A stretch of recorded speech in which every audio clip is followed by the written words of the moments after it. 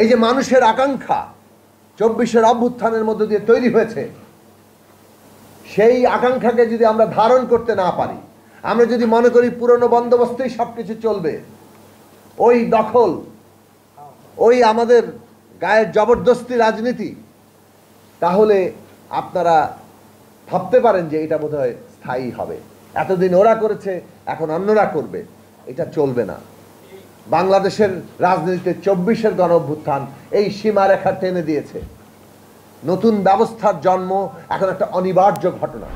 এবং আমাদের ছাত্র সমাজের মধ্যে আমরা দেখেছি যে এই যে রাজনৈতিকভাবে যে জায়গাটা এসেছিল, যে কেবল সরকার নয়, কেবল ফ্যাসিস্টের বিদায় নয়, রাষ্ট্র ব্যবস্থা, শাসন ব্যবস্থা এবং ফ্যাসিবাদের বিলোপ করতে হবে এবং তাকে পরিবর্তন করতে হবে, সেই জায়গাটা তারা গ্রহণ করেছে।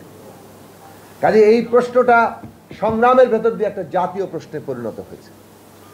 যে কোনো অভ্যুত্থান কিংবা বিপ্লবী একটা ঘটনা নতুন একটা ব্যবস্থার জন্ম দেয়, না হলে সেটা তো বড় পরিবর্তন হিসেবে আমরা গ্রহণ করতে পারি না। ২৪-এর অভ্যুত্থান বাংলাদেশের ইতিহাসের একটা অবিস্মরণীয় অধ্যায়, কিন্তু এত বড় একটা ঘটনা কি আসলে নতুন ব্যবস্থার জন্ম দেবে? এইটা আমাদের সামনে বড় প্রশ্ন। নতুন ব্যবস্থার জন্য নতুন মানুষও লাগে। নতুন মানুষ মানে কি? আমরা যে মানুষ, আমরা তো পুরনো মানুষ, আমরা কিভাবে নতুন হব? মানুষ কিভাবে নতুন হয়? মানুষ যখন চিন্তা করে নতুন করে, তখন সে নতুন মানুষে পরিণত হয়। একই মানুষ, সে যদি নিজেকে চিন্তার দিক থেকে, তার কাজের দিক থেকে বদলাতে পারে, তাহলে সে নতুন মানুষ হিসেবে জন্ম লাভ করে। এই কারণে আমরা যখন চিন্তা করি, আমরা আসলে অস্তিত্ববান হয়ে উঠি। আমাদের চিন্তার মধ্য দিয়ে আমরা নিজেদেরকে বদলে নেই, ফলে এই নতুন মানুষের জন্ম ঘটে। আজকের বাংলাদেশের যে রাজনৈতিক বাস্তবতা, ২৪-এর যে অভ্যুত্থান পরবর্তী রাজনৈতিক বাস্তবতা, সেখানে আমরা যদি নিজেদেরকে, প্রতিটি দল, প্রতিটি নেতৃত্ব নিজেদেরকে বদলাতে না পারি, তাহলে আগামী দিনে আর তারা কেউ প্রাসঙ্গিক থাকবেন না। যত বড় দল হোক, যত বড় নেতা হন, এই যে মানুষের আকাঙ্ক্ষা ২৪-এর অভ্যুত্থানের মধ্য দিয়ে তৈরি হয়েছে, সেই আকাঙ্ক্ষাকে যদি আমরা ধারণ করতে না পারি, আমরা যদি মনে করি পুরনো বন্দোবস্তেই সবকিছু চলবে, ওই দখল, ওই আমাদের গায়ের জবরদস্তি রাজনীতি, তাহলে আপনারা ভাবতে পারেন যে এটা বোধহয় স্থায়ী হবে। এতদিন ওরা করেছে, এখন অন্যরা করবে, এটা চলবে না। বাংলাদেশের রাজনীতিতে ২৪-এর গণ অভ্যুত্থান এই সীমারেখা টেনে দিয়েছে।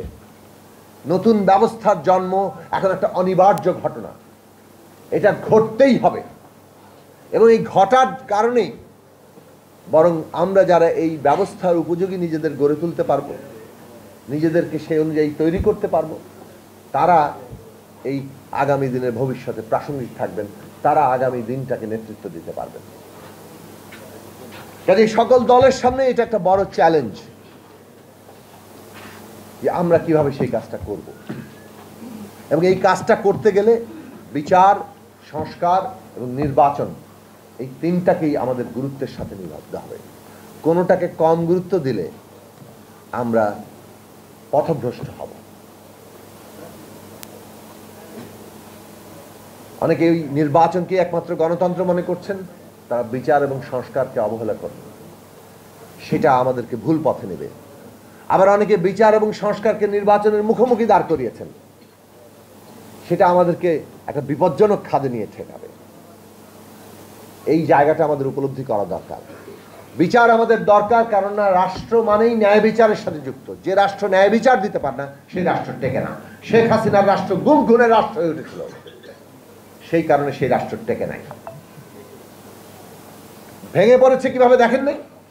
একটা বাহিনী পুরো ছত্রভঙ্গ হয়ে পুলিশ তাকে যেভাবে ব্যবহার করেছে, তারা পালিয়ে গেছে, মসজিদের ইমাম পর্যন্ত পালিয়ে গেছে, ব্যাংকের গভর্নর পালিয়ে গেছে, এইভাবে পুরো ব্যবস্থাটা দাঁড়িয়েছে।